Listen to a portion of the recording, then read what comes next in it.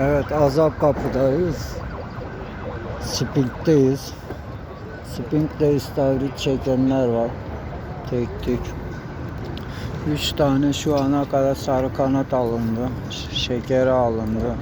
Limonu alındı.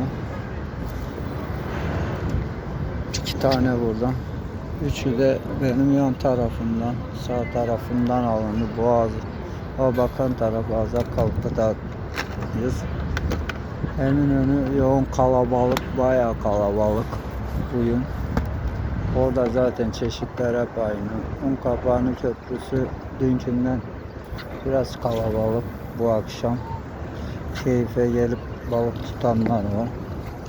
Burada da bizde ilk bugün deniyor. Bakalım. Kaşığı suda bıraktık deneme atışlarında. Şu an limonla deniyor. Bakalım. Herkese kolay gelsin, rast gelsin. Beğenelim, abone olalım, takip edelim.